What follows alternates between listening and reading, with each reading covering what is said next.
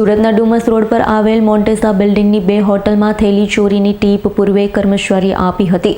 ચોરી કરનાર બેને પોલીસે ઝડપી પાડી લાખોનો મુદ્દામાલ કબજે કર્યો. સુરતના ડુમસ વિસ્તારમાં આવેલી મોન્ટેસા બિલ્ડિંગમાં આવેલા સાલ્સા અને એન્જોય રેસ્ટોરન્ટમાં ઘરફોડ ચોરીની ઘટના બની હતી.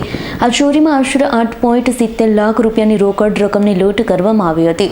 ચોરીને અંજામ આપનાર આરોપીઓ ખૂબ જ જાણકારીપૂર્વક અને વ્યવસ્થિત રીતે તૈયાર હતા.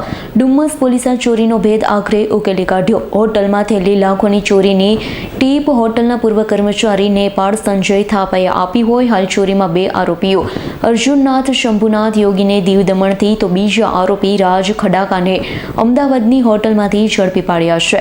પોલીસે ઝડપાયેલા પાસેથી રોકડા રૂપિયા કબજે કરી વધુ તપાસ હાથ ધરી છે.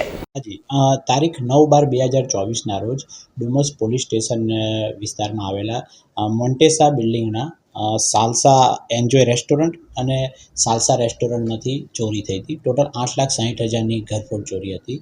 ત્યારબાદ આના માટે ડુમસ પોલીસ પીઆઈ શ્રી ભરવાડ અને પીએસઆઈ તિવારી એની સાથે ટોટલ 4 ટીમો અમે લગાવી હતી.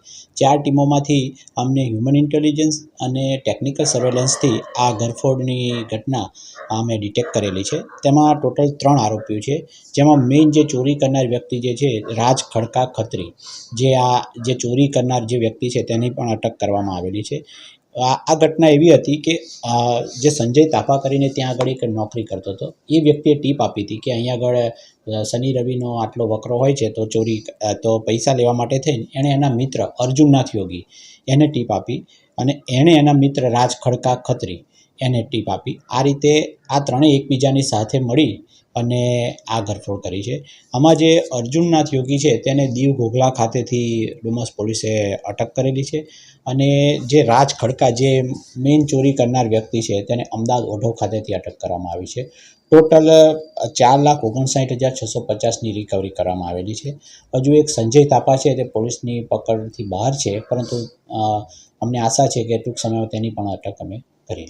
Bureau report S9 news Surat. અમારી તમામ માહિતીથી અપડેટ રહેવા માટે જોડાયેલા રહો S9 ન્યૂઝ સાથે.